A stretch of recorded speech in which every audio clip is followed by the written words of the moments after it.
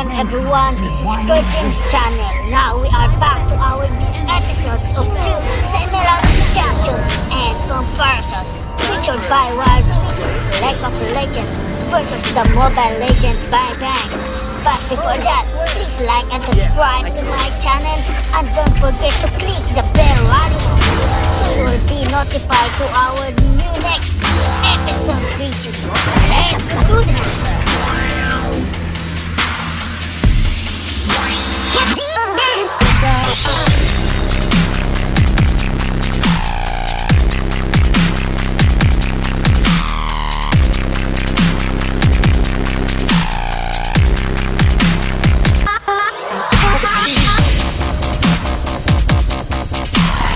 Ezreal is a hybrid ranged carry and caster, adept at poking, mobility, and burst damage. A properly played Ezreal can dismantle enemy teams all while out of range for counterattacks.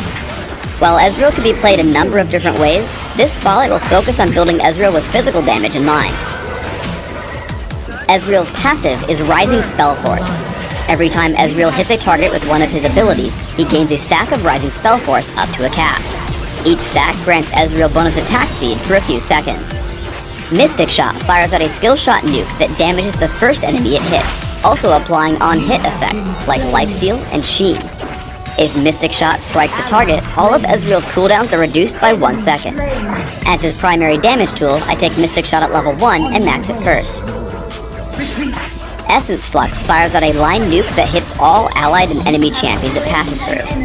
Enemy champions are damaged and have their attack speed slowed for a few seconds, while allies gain bonus attack speed.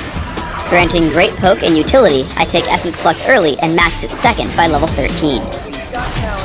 Arcane Shift causes Ezreal to blink to a nearby location. Upon arriving, he fires a bolt of energy at the nearest enemy, damaging it. Arcane Shift only grants Ezreal a stack of Rising Spell Force if it fires and hits an enemy target. Mostly used for movement, I take 1 point in Arcane Shift early, but max it last. Ezreal's ultimate is True Shot Barrage. Ezreal charges up and fires a massive wave of energy in a line, damaging all enemies it encounters. True Shot Barrage deals less damage as it passes through more targets, down to a cap. In early laning, use Mystic Shot to keep opponents from sneaking up on you in the brush. I watch Alistar head into our brush and tag it with Mystic Shot to force him away. Leona wards the other brush, and again I poke Alistar to keep him from starting any fights. Mystic Shot also helps you last hit minions when it would otherwise be difficult. 2 minions get low at the same time, so I shoot at the farther one with a basic attack, and immediately fire Mystic Shot at the closer one. As a result, I get last hits on both, maintaining my gold income. After hitting level 6, it's often a good idea to clear out the minion wave with True Shot Barrage and recall for items. I wait for the minions to get out from under the enemy turret, line up, and hit everything with True Shot Barrage. It's important that you pay close attention after. All the minions will be very low, and the gold could be stolen by your own minions. Basic attacks and Mystic Shots pick up the kills, and I head to the brush to recall. Once you have Sheen, chaining Essence Flux into a basic attack gives you a nice burst of damage in lane. The attack speed slow combined with a support from Lulu keep me alive as I escape back to my turret. Knowing Vayne will dive me, I unload all my abilities as fast as possible, bursting her down. As Blitzcrank lands Rocket Grab, I create some distance before picking up the second kill with Mystic Shot. Though you can use Arcane Shift to chase down kills, be careful that you don't give up your only escape move. I see what I think will be a couple of easy kills on Blitzcrank and Vayne. However, after I use Arcane Shift for damage, I get pulled in by Darius and get taken down almost immediately. In teamfights, it's extremely important that you stay safe and out of danger. As long as you're able to keep attacking, you can eventually kill the entire enemy team. We attempt to chase down onto Vayne, but notice Renekton coming in from the side. I pull back and switch to Renekton, which keeps me safe from the rest of the enemy team underneath me. I maintain a safe position as Renekton runs, while Vayne makes the mistake of running too far toward the fight. As a result, Vayne drops immediately while I'm still able to attack. I constantly fire off my skills and toss Ignite on Renekton as he runs away. Now that Blitzcrank and Varus are the only champions left, I stand my ground, killing Blitzcrank and finally diving Varus with Arcane Shift and Flash for the final kill. On Dominion, Ezreal's long range is great for defending capture points. I run across Ashe and Sivir attempting to capture the refinery, but I interrupt them with Mystic Shots, buying time for my teammates. As Fiddlesticks initiates, I head in with basic attacks and all my abilities, picking up 3 kills and control over the point. I recommend building Ezreal with a focus on attack damage, playing as a ranged carry. For runes, take attack damage marks, armor seals, flat mana regeneration glyphs, and flat attack damage quintessences. For masteries, take 2307 on classic, taking mostly physical damage masteries with armor and magic penetration in offense, plus mana regeneration in utility. In Dominion, swap out the utility tree for the defense tree, going 2190 with bonus armor, magic resist, and health. In both cases, take Ignite and Flash for summoner spells, helping you deal as much damage as possible with superior positioning as well. In Classic, open with Boots of Speed and Health Potions. From there, add 2 Doran's Blades and a Sheen. Take Bloodthirster, upgrade to Berserker's Greaves, finish Trinity Force, and then react to your opponents.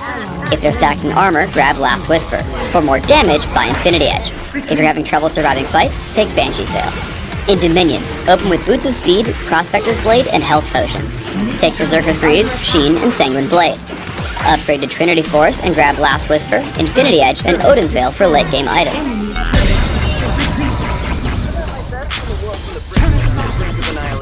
However, even though he holds that title of AD Carry or Marksman, his kit is very different from pretty much all ADCs. He's not reliant on crit. He usually doesn't take the same type of runes. Shout out to Klepto Ezreal. He can build AP, he has 4 skill shots, and he can even build an item that's meant to be for tanks. In game, he ends up playing out more like a mage rather than the right-clicking counterparts in his lane. But AP Ezreal isn't as good as his normal AD build, right? Sure, he has some good AP ratios, but his mid lane wave clear is far too weak, and the build takes way too long to come online. He functions far better as a bottom laner, and the Manamune into Sheen item combo is just the superior playstyle for him in modern day League of Legends. That it was all possible by taking something usually reserved for another role, the jungle. This is the story of AP Ezreal in the mid lane, who took Smite. Ability power, or AP Ezreal, has always been a thing. There have been times where it was stronger, but more or less, it was never completely trolling to play him full AP. His ultimate True Shot Barrage will become your favorite tool while playing AP Ezreal. The AoE Global Skill Shot has always had a very strong AP ratio, allowing you to have excellent wave clear with it. You can start a team fight with Massive Poke, or even finish off multiple enemies at the end of a team fight when everybody is low.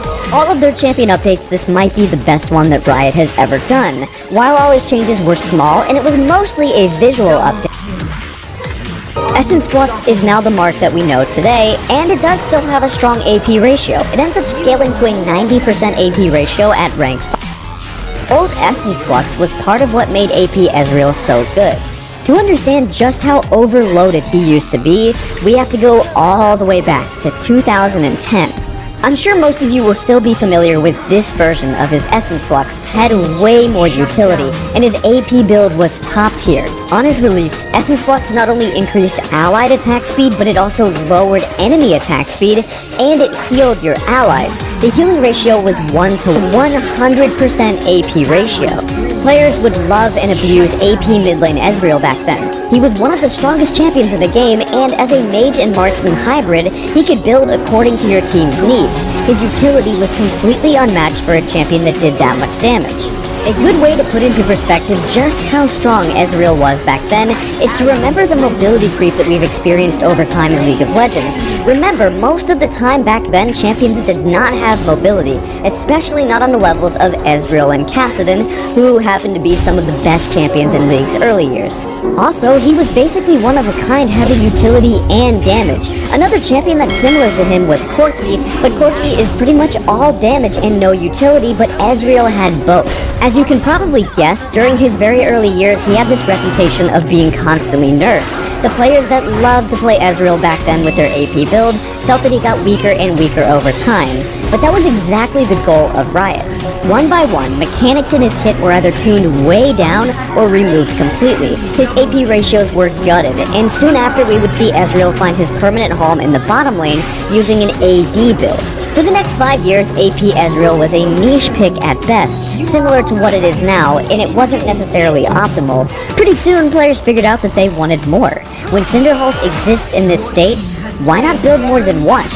Shyvana, Renekton, Hecarim, and other top laners began taking Smite and Teleport for the sole purpose of getting a Cinderhulk. With two massive frontline tanks on your team, it became nearly impossible to cut through them and get to the backline. The tank junglers would rule the metagame with their brand new jungle item, so Riot tried to help out the other style of junglers too.